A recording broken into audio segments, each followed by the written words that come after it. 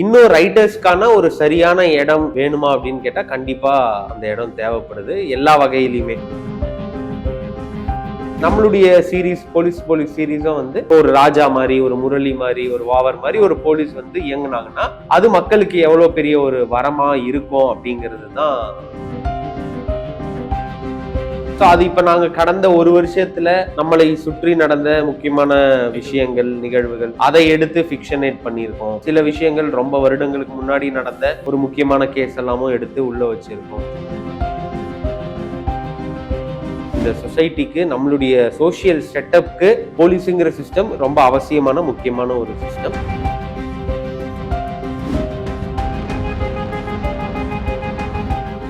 திரைமொழி நேயர்கள் அனைவருக்கும் வணக்கம். நான் உங்க ஜித்து. இன்னைக்கு என் கூட ஒரு ஸ்பெஷலான ஒரு கெஸ்ட் இருக்காங்க.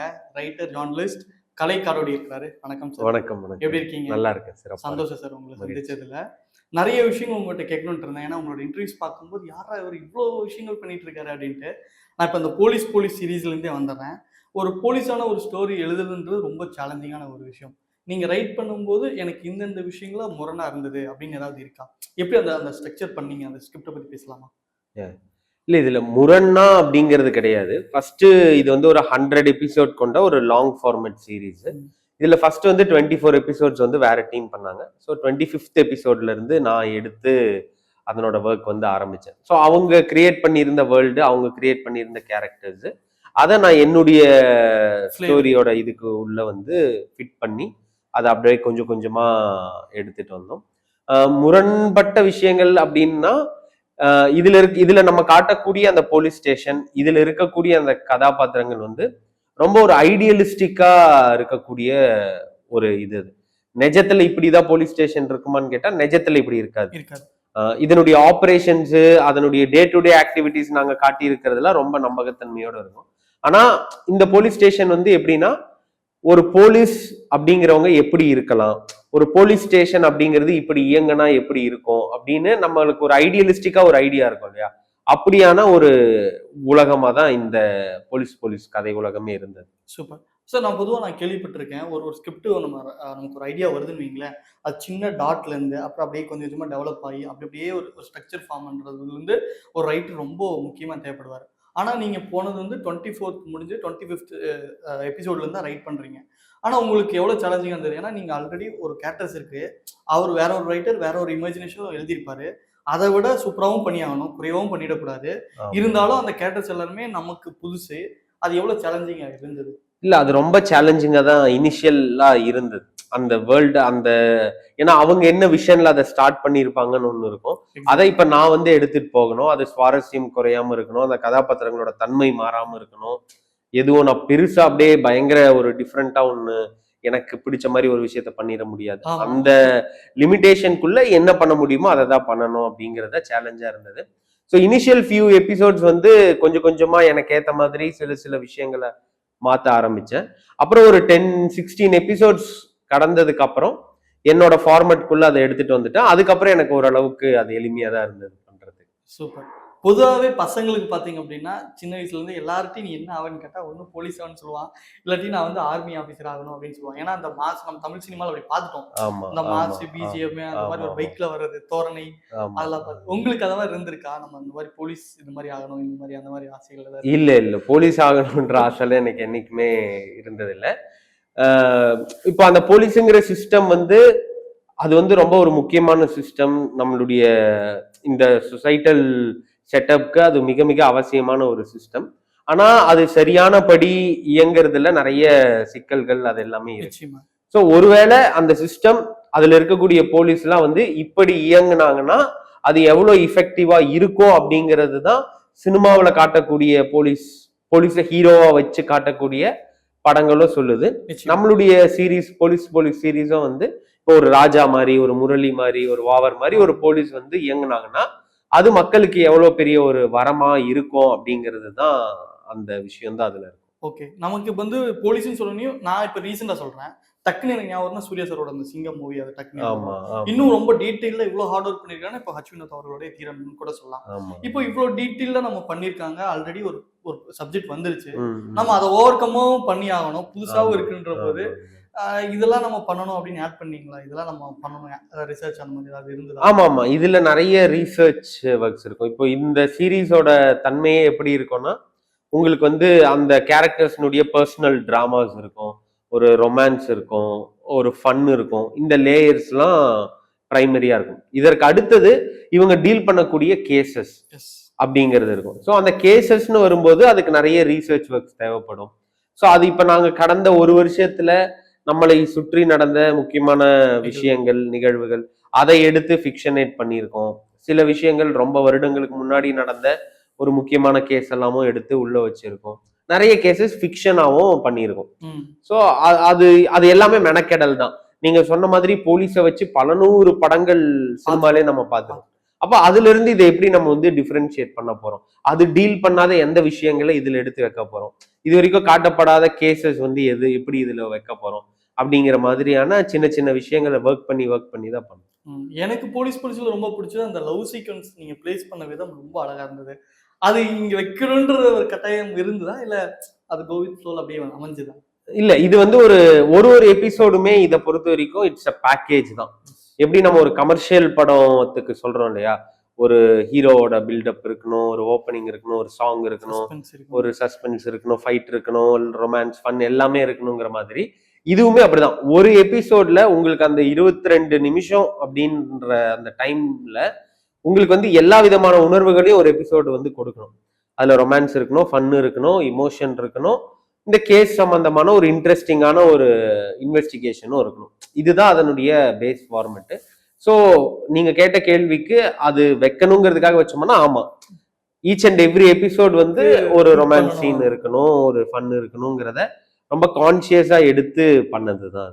ஓகே சார், ஆஸ் எ ரைட்டரா நீங்க உங்களோட பாயிண்ட் ஆஃப் வியூ சொல்லுங்க.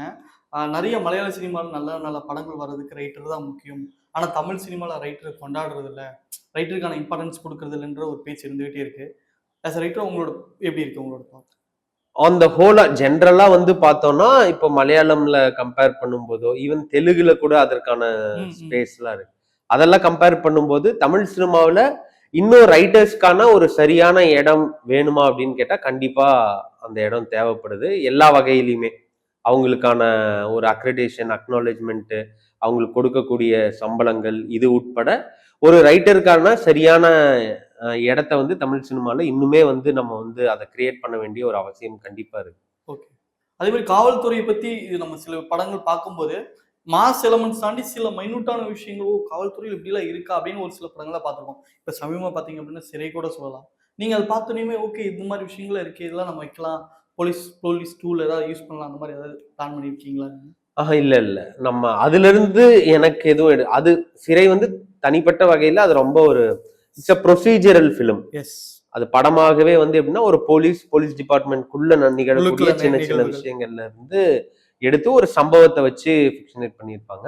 நாங்க போலீஸ்லயுமே வந்து ஒரு ஸ்டேஷன் வந்து எப்படி இயங்கும், ரெகுலரா அவங்களோட லைஃப், ஒரு டே டு டே லைஃப் எப்படி இருக்கும், அவங்க பேட்ரோலுக்கு போகும்போது ஒரு பேட்டா வாங்குறது, அவங்களுக்கான கேஷ் பட்ஜெட் டிஸ்ட்ரிபியூஷன் எப்படி நடக்குது, பெட்டி கேஷ் வச்சிருப்பாங்க, இப்படி இப்போ அவுட்டோர் ஏதாவது ஒரு இன்வெஸ்டிகேஷனுக்கு போறாங்கன்னா அதுக்கான ஃபண்ட் எப்படி பண்ணுவாங்க அப்படிங்கிறதுல தொடங்கி ஒரு அனுதினமும் காலையில அவங்களுக்கு ரோல் கால்னு ஒன்று நடக்கும் ஒரு போலீஸ் ஸ்டேஷன்ல, டியூட்டி சார்ட் போடுறது, அந்த மாதிரி சின்ன சின்ன நியூஆன்சஸை இதுக்குள்ள நாங்க வந்து சேர்த்திருக்கோம். ஆமா. ஆனா இந்த விஷயம் மட்டும் எனக்கு ரொம்ப கசப்பா இருக்கு. நான் ஒரு ஸ்டெப் முன்னாடி போய் பார்த்ததுக்கு அப்புறம் இந்த இது மட்டும் எனக்கு கொஞ்சம் வீடா இருக்கு. அந்த மாதிரி ஏதாவது இருக்கா இந்த போலீஸ், இந்த காவல்துறை, இந்த மாதிரியான குற்றவாளிகள் சம்மந்தப்பட்டு இதெல்லாம் நீங்க ஆர்என்டி பண்ணும்போது வியர்டா இருக்குன்னு கொஞ்சம் மனசுக்கு கொஞ்சம் சங்கடத்தை உருவாக்குற மொமெண்ட் அந்த மாதிரி அது இருக்குன்னா கதைகளுக்குள்ள இப்ப அதுதான் நான் சொன்ன மாதிரி இது வந்து நாங்க ஒரு ஐடியலிஸ்டிக்கா இப்படி இருந்தா நல்லா இருக்குங்கிற மாதிரி தான் ஸ்டேஷன் உருவாக்கி. போலீஸ்க்கு சொல்ல பொதுவா நீங்க இதை பத்தி போலீஸ் பத்தி நீங்க ரிசர்ச் பண்ணிருப்பீங்க, இதுக்கு இதெல்லாம் பண்ணலாம் அப்படின்னு. அப்போ நீங்க இதை பார்த்து கவனிச்ச விஷயம் அந்த மாதிரி ஏதாவது சொல்றேன்? இல்ல, கவனிச்ச விஷயம்னா நம்மளை பாதிக்கிற விஷயம் தானே. போலீஸ் புரூட்டாலிட்டி, இப்ப லாக்அப் டெத்ஸ் நடக்குது, ஒரு போலீஸ் வந்து அவங்க வந்து ஒரு பப்ளிக்கை ட்ரீட் பண்ற விதங்கள், ஒரு டிராபிக் சார்ஜென்ட்ல உட்பட வண்டி நிறுத்தும் போது அவங்க பப்ளிக்கை ட்ரீட் பண்ற விதம், ஒரு சாலையோரத்துல கடைகளை வச்சிருக்கக்கூடியவங்களை வந்து போலீஸ் ட்ரீட் பண்ற விதம், தொடர்ந்து இப்போ சமீப காலங்கள்ல கூட லாக்அப் டெத், இப்ப ஆகாஷோட மரணம் அப்படின்னு தொடர்ந்து இது மாதிரி நடக்கிறது எல்லாம் வந்து ரொம்ப அந்த அந்த சிஸ்டம் வந்து ரொம்ப ஒரு முக்கியமான சிஸ்டம். இந்த சொசைட்டிக்கு, நம்மளுடைய சோசியல் செட்டப்க்கு போலீஸுங்கிற சிஸ்டம் ரொம்ப அவசியமான முக்கியமான ஒரு சிஸ்டம். ஆனா அந்த சிஸ்டம்குள்ள நிறைய ரிப்பேர் ஒர்க்ஸ் பண்ண வேண்டி இருக்கு. அது ஒரு பெரிய லாங் ப்ராசஸ். அது வந்து எப்படி என்னைக்கு நிகழுமோ அது அன்னைக்கு நிகழும் அப்படிங்கிறது தான். ஓகே. நான் ஒரு படத்துல நீங்க கூட பார்த்திருப்பீங்க. அவர் வந்து ஒரு போலீஸ் ஆஃபீசர் வந்து எடுத்தோனயுமே பப்ளிக் கிட்ட வாடா போடான்னு பேசுவாரு. அதுன்னு நீங்களும் வாடா போடா பேசுன அந்த ஒரு டயலாக் வந்து இருந்திருக்கும் நினைக்கிறேன். சோ அந்த மாதிரியான இதெல்லாம் ரொம்ப இம்பாக்ட்ஃபுல்லா இருக்குல்ல. சோ அந்த மாதிரி உங்களுக்கு ஏதாவது இம்பாக்ட்ஃபுல்லா இது நான் வைக்கணும் அப்படின்ற மாதிரி போலீஸ்ல இருந்துதா? ஏதாவது ஒரு டயலாகா இருக்கட்டும், இல்ல ஏதாவது காட்சியா இருக்கட்டும்.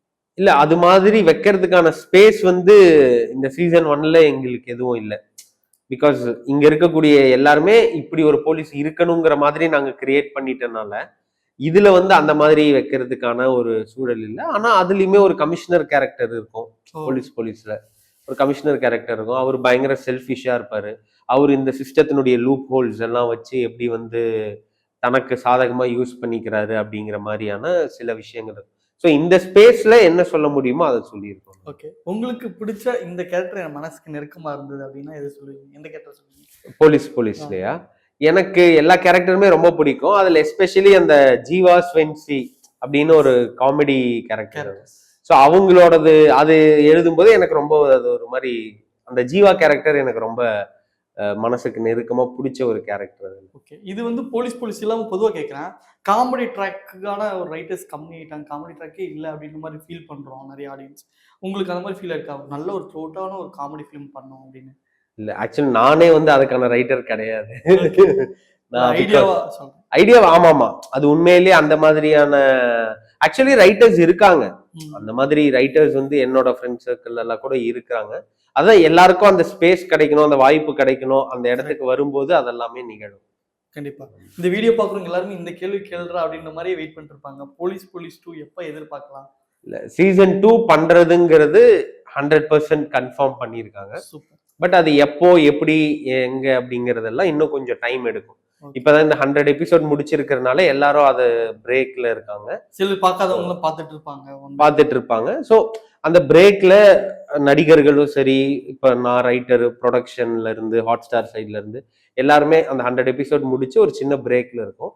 இதுக்கப்புறம் அதை பத்தின டிஸ்கஷன்ஸ் எல்லாம் ஆரம்பிச்சு அடுத்தடுத்த ஸ்டெப்புக்கு போயிட்டு ரொம்ப சீக்கிரத்திலே அதை பண்ணணுங்கிறத எல்லாரோட எண்ணமும் இருக்கு. ஓகே. நீங்க கண்டிப்பா அதுலயும் நீங்க தான் ரைட் பண்றீங்களா?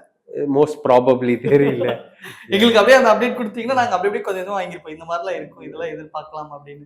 இல்ல எதிர்பார்க்கலாம்னா நாங்க எல்லாருமே இப்ப யாரு அதுக்கு வேலை பார்த்தாலும் இப்ப வந்த சீசன் 1 விட பெட்டரா இருக்கணுங்கிறதுக்கான விஷயங்கள் தான் கண்டிப்பா பண்ணுவோம். ஆனா என்ன மாதிரியான கதை எப்படி பண்ண போறோங்கிறது we have no idea, still working on it. Sir அதே மாதிரி இப்போ ஒரு ரைட்டர் இருக்காங்க வைங்களேன், அவங்க ஏதாவது ஸ்டடி பண்ணிட்டு வந்திருப்பாங்க, ரைட்டிங் சம்மந்தப்பட்டு அப்படி வந்திருப்பாங்க. டைரக்ஷன் இருக்குன்னு வைங்களேன், யார்ட்டாவது அசிஸ்டன்ட் டைரக்டர் ஒர்க் பண்ணிட்டு அப்படி வந்திருப்பாங்க. எனக்கு உங்களோட கெரியர் பார்க்கும்போது கொஞ்சம் எனக்கு ஆச்சரியமா இருந்தது. ஒரு மீடியாவில் ஒர்க் பண்ணிட்டு, அது இல்லாமல் இந்த மீடியாவுக்கு அப்பாற்பட்டு ஒரு அச்சீவ்மெண்ட்டு. ஸோ அதெல்லாம் பண்ணிட்டு திடீர்னு ரைட்டிங் அப்படின்ற போது உங்களுக்கே எப்படி ஃபீல் பண்றீங்க? என்னடா நம்ம எல்லாத்துலயுமே அப்படி கால் வச்சுட்டு இருக்கோம். இல்ல அது என்னோட இயல்பே அப்படிதான். எனக்கு பிடிச்ச விஷயங்களை நான் வந்து எக்ஸ்ப்ளோர் பண்ணி பார்ப்பேன். ஆனா அதற்குரிய ப்ரிப்பரேஷன், அதற்குரிய விஷயங்கள்லாம் தயார்படுத்துதலோட தான் வருவேன். இப்போ நான் ஸ்கிரீன் ரைட்டிங்னு வரும்போது ஸ்கிரீன் பிளேஸ் பத்தி, ஸ்கிரீன் ரைட்டிங் பத்தி நிறைய படிச்சு அதை புரிஞ்சுக்கிட்டு அதை ப்ராக்டிஸ் பண்ணி தான் இந்த இடத்துக்கு என்னால வர முடிஞ்சது. ஸோ ஜேர்னலிசம் பண்ணும்போது அதுக்கு எவ்வளவு உண்மையா இருக்க முடியுமோ அன்னைக்கு அதுக்கு அவ்வளவு உண்மையா இருந்தேன். இன்னைக்கு இதுக்கு என்னெல்லாம் பண்ண முடியுமோ அதை பண்ணிதான். இந்த ஜேர்னலிசம் பண்றது உங்களுக்கு எந்த அளவுக்கு உதவியா இருந்தது? ரைட்டிங்கா நீங்க ஒரு கதை எழுது போலீஸை பொறுத்த வரைக்கும் எனக்கு ரொம்ப பெரிய ஹெல்ப்ஃபுல்லா இருந்தது. ஏன்னா இந்த ஜான்ராவே உங்களுக்கு கொஞ்சம் அந்த மாதிரி தான். ஏன்னா கேஸ் இன்வெஸ்டிகேஷன்லாம் இருக்கும்போது ஸோ அந்த கேசஸ் எடுக்கிறது, அது சம்பந்தமான ரீசர்ச்சஸ் பண்றது, அது சம்பந்தமான ஆட்கள் கிட்ட பேசுறது, கான்டாக்ட்ஸ், இது எல்லாமே எனக்கு வந்து அந்த ஜேர்னலிசம் பேக்ரவுண்ட் வந்து பெரிய லெவல்ல ஹெல்ப் பண்ணுச்சு ஆக்சுவலி. இந்த சீரீஸ்ல நீங்க உண்மையான ஒரு 2 எலமெண்ட்ஸ் உள்ள வச்சிருக்கீங்க. அது சம்மந்தப்பட்ட அரசியல் ஏதாவது உங்களுக்கான பிரச்சனைகள் இல்லை, வேணாம் இது வைக்க வேணாம், இது சம்மந்தப்பட்ட அழுத்தம் நமக்கு இருக்கும் அப்படின்னு ஏதாவது இருந்ததா உங்களுக்கு? இருந்ததுன்னா நாங்க அதை வந்து பேசி டிஸ்கஸ் பண்ணி வச்சோம். 2 விஷயம் இதுல முக்கியமான கேசஸ் வச்சிருந்தோம். ஒண்ணு ஒரு ஆணவ படுகொலையை வச்சிருந்தோம். அப்புறம் ஒரு மணல் கொலைக்கு எதிராக போராடின ஒருத்தரோட கொலையை பத்தி ஒண்ணு வச்சிருந்தோம். அதை கான்சியஸா தான் அந்த டெசிஷன் எடுத்தோம். அதை கதைக்குள்ள எப்படி பொருத்தி வைக்க முடியுமோ அது மாதிரி வச்சோம். அது சம்பந்தமா நாங்க டிஸ்கஸ் பண்ணி ஹாட் ஸ்டார்ல டிஸ்கஸ் பண்ணி எல்லாம் அப்ரூவல் வாங்கி தான் அதை வந்து வச்சோம். அது வந்து உங்களுக்கு கதையோட ஓட்டத்துல அது ரொம்ப அவசியப்படுற ஒரு கேஸா இருந்திருக்கும். அது கதையோட ஓட்டத்தை எந்த வகையிலையும் பாதிக்காத மாதிரி, ஒரு கருத்து சொல்ற மாதிரிலாம் இருக்காது. அது ரொம்ப ஒரு இன்ட்ரெஸ்டிங்கான ஒரு இன்வெஸ்டிகேஷன் ஒரு கேஸா தான் இருக்கும். அதனுடைய பேக்ட்ராப்ல இந்த விஷயங்களை வந்து ஸ்ட்ராங்கா வச்சிருந்தோம்.